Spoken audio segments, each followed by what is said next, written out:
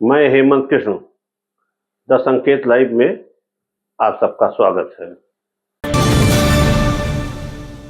दोस्तों, शराब घोटाले में दिल्ली के मुख्यमंत्री सहित तमाम नेता तिहाड़ जेल में बंद हैं। चुनाव की सरगर्मी तेज चल रही है। संजय सिंह जमानत पर बाहर आ चुके हैं। अरविंद केजरीवाल दिल्ली के मुख्यमंत्री, उनकी पत्नी सुनीता केजरीवाल गुजरात तक आप पार्टी का प्रचार कर रही हैं। इस बीच पार्टी को यह लगता है कि अगर केजरीवाल होते तो यह चुनाव और रोचक होता और आप जीत के कगार पर पहुंचती।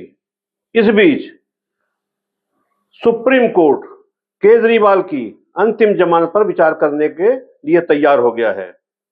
चुनाव के चलते यह सुनवाई 7 मई को पुनः सुप्रीम कोर्ट में होगी।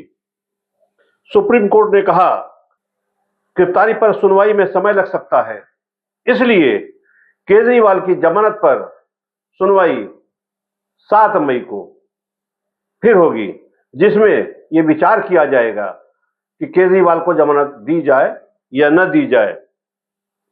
दिल्ली शराब नीति मामले में अरविंद केजरीवाल की गिरफ्तारी और रिमांड पर सुप्रीम कोर्ट में शुक्रवार को 2 घंटे बहस हुई।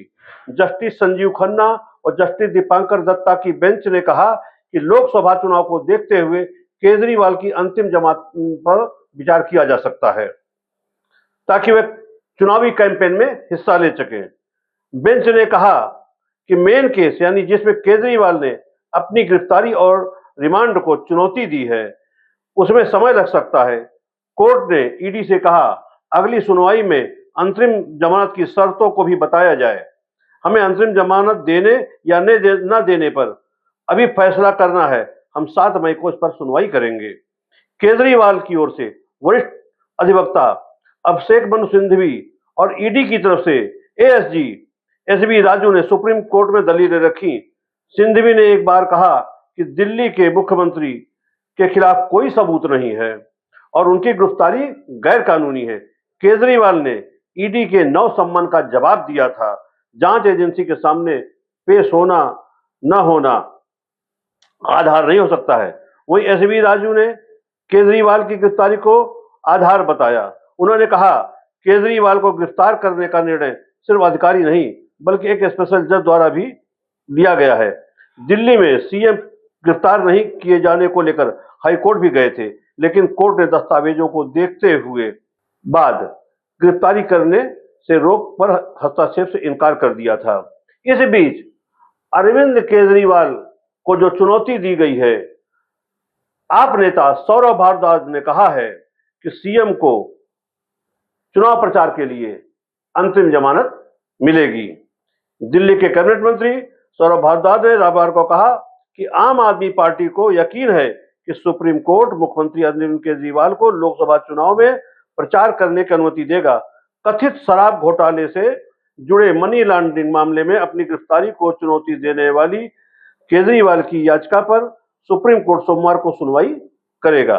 केजरीवाल के हलफनामे के जरिए सुप्रीम कोर्ट के सामने अपना पक्ष रखा है।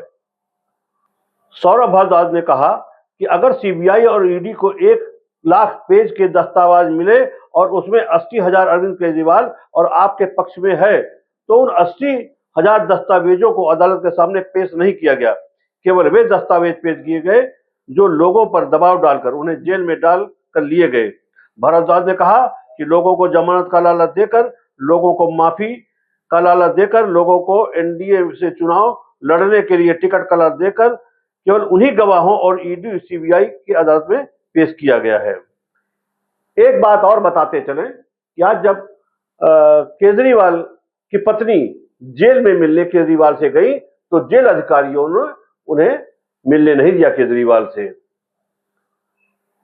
दबाव केजरीवाल पर बढ़ गया है, लेकिन सुप्रीम कोर्ट को लगता है कि केजरीवाल की सुनवाई में अभी काफी समय लगेगा इस केस में, और चुनाव एकदम सर पे है। चुनाव शुरू हो चुका है।